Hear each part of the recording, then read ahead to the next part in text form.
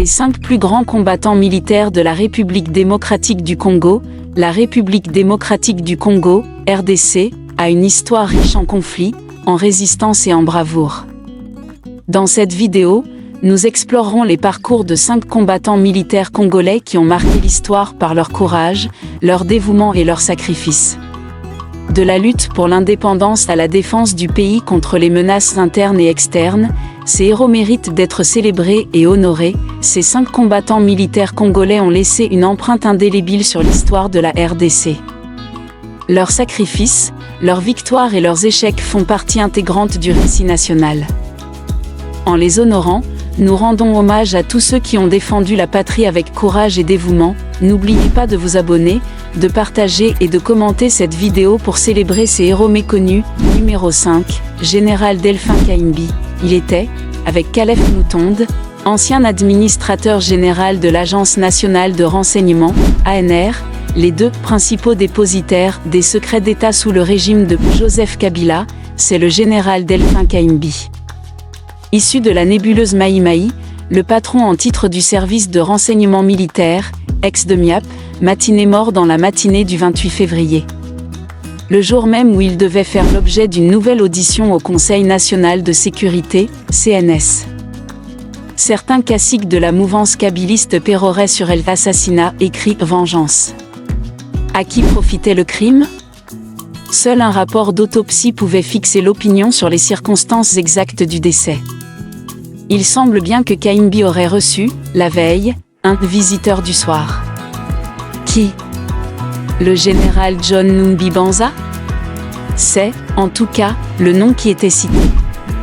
Sans malice, ce crime semblait profiter sans conteste à l'ex-président Joseph Kabila. Delphin Kayimbi est mort. Cette nouvelle aux allures de plaisanterie de mauvais goût a commencé à circuler, le 28 février, sur les réseaux sociaux, aux alentours de 12h30, heure de Kinshasa. On savait qu'après son interpellation le jeudi 20 février au moment où il allait prendre un vol à destination de Johannesburg, en Afrique du Sud, le général Delphin Kayimbi a été auditionné au moins 2 fois au Conseil national de sécurité. On savait également que le patron du service de renseignement militaire devait être entendu à nouveau le vendredi 28. Selon des sources concordantes, Kayimbi serait quasiment passé aux aveux lors des précédentes auditions.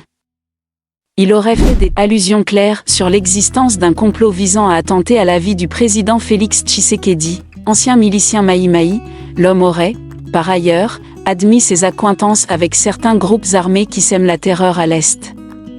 Pire, le patron de renseignement militaire aurait admis que ses services écoutaient l'actuel chef de l'État.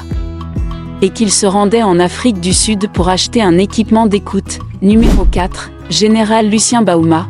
L'armée congolaise connaît un coup dur avec la mort du général Lucien Baouma, chef d'état-major de la région troublée du Nord Kivu, qui a joué un rôle clé dans les récents succès des forces loyalistes dans cette province de l'Est du pays.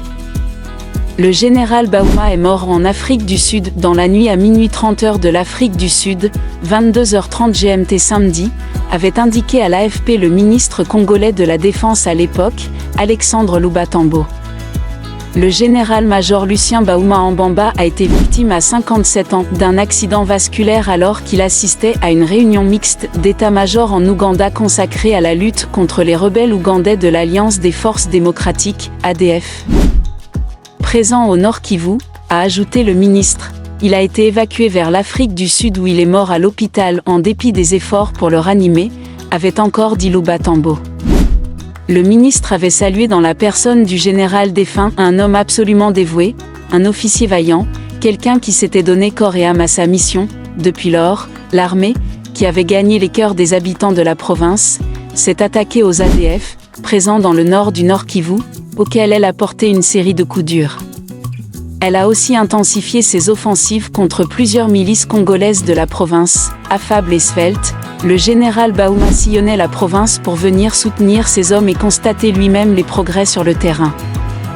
Sa mort survient alors que plusieurs médias congolais s'inquiètent d'une éventuelle réorganisation du M23 à partir de l'Ouganda et du Rwanda, voire au Nord Kivu. Très populaire, il était auréolé de nombreuses victoires contre le M23. Samedi soir, la rumeur courait à Goma, la capitale du Nord Kivu, que le général Baouma avait été empoisonné. Numéro 3, général Félix Mbuzamabe, Félix Bujamabe Kumuambanze, né en 1944, dans l'actuelle province de la Mongala, est un général de l'armée de la République démocratique du Congo, et mort le 20 mai 2009. Il sert d'abord au sein des forces armées zaïroises, FAZ, de Mobutu Sese Seko. Après avoir servi dans la garde présidentielle de Mobutu, il prend le commandement de la 41e brigade de Kisangani dont il discipline les soldats. Il est en conséquence apprécié des habitants bien que lors des mutineries de 1991 et 1993, il reste impuissant face au pillage par les FAZ et y aurait même participé. Il devient ensuite commandant de la région militaire de Matadi, Bazaïr, après la première guerre du Congo et l'arrivée au pouvoir de Laurent-Désiré Kabila, il se rapproche de ce dernier. Il reçut de nouveaux commandements après le déclenchement de la Deuxième Guerre du Congo au sein des forces armées de la République démocratique du Congo qui avaient succédé aux phases. Devenu général, il s'illustre notamment lors de la prise de Bukavu en 2004. Il chasse hors de la ville les rebelles de Kundabatware mais il est stoppé par la MONUC qui demande une politique de mixage des miliciens de Kundabatware avec pour conséquence le manque de cohérence dans l'armée mixée. Le général Mbuzamabe est muté à la base militaire de Kitona juste après sa victoire à Bukavu. Il meurt en Afrique du Sud, à l'issue d'une très longue maladie. Numéro 2, Mamadou Moustapha Dalla, né le 8 décembre 1978 à Ibambi, dans le territoire de Wamba, province orientale, est mort le 2 janvier 2014, il fut colonel des forces armées de la République démocratique du Congo, FARDC, formé par des instructeurs belges, angolais, américains et chinois. Il fut commandant du 42e bataillon des commandos des unités de réaction rapide des FARDC. Il s'est rendu célèbre en remportant des victoires éclatantes sur les combattants du M23, un mouvement qui sévissait dans l'est de la République démocratique du Congo. Il est mort calciné dans sa Jeep avec 2 de ses gardes du corps le 2 janvier 2014, des suites d'une embuscade tendue, selon le gouvernement congolais, par les rebelles ougandais d'ADF Nalu à 10 km de Beni, au nord Kivu. Il était marié et père de 3 enfants.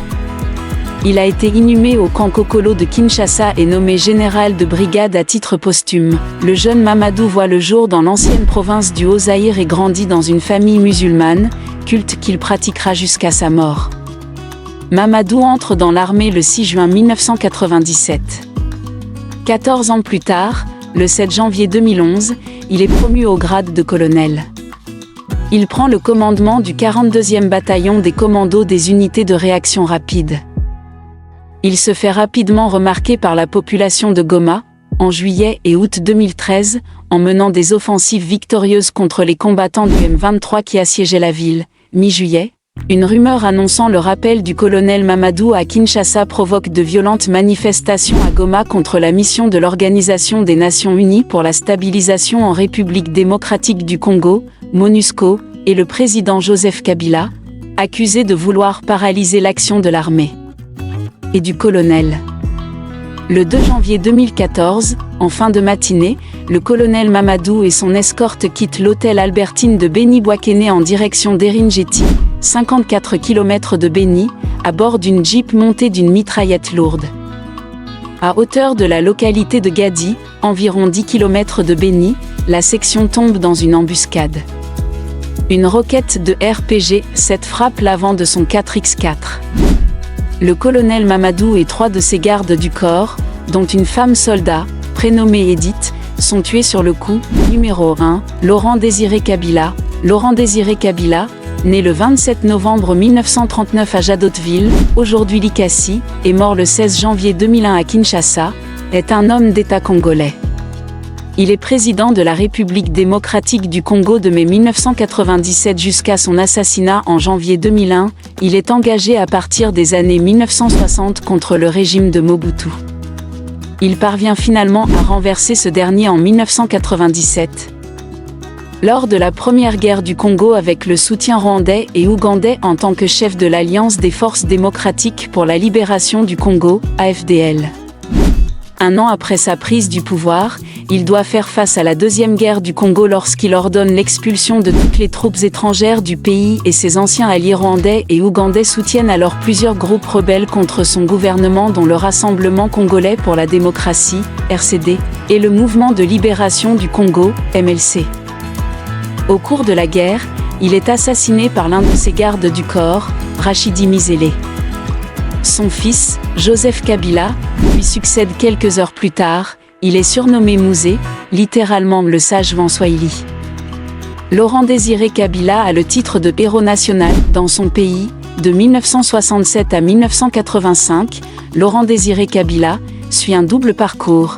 Il est à la fois le chef révolutionnaire, incontesté d'un maquis peu étendu situé aux alentours de Iwabora dans les montagnes de l'extrême sud du Kivu, mais aussi un commerçant qui tire de substantiels bénéfices du trafic d'or et d'ivoire dont il détient le monopole dans son maquis.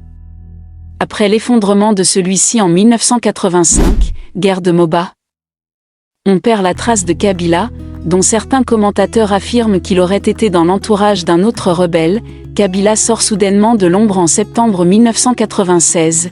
Il signe à Gisenyi, Rwanda, avec 3 autres rebelles, et exilés zaïrois un protocole d'accord créant l'Alliance des forces démocratiques pour la libération du Congo-Zaïre, AFDL, dans lequel les 4 participants s'engagent à œuvrer pour chasser Mobutu du pouvoir.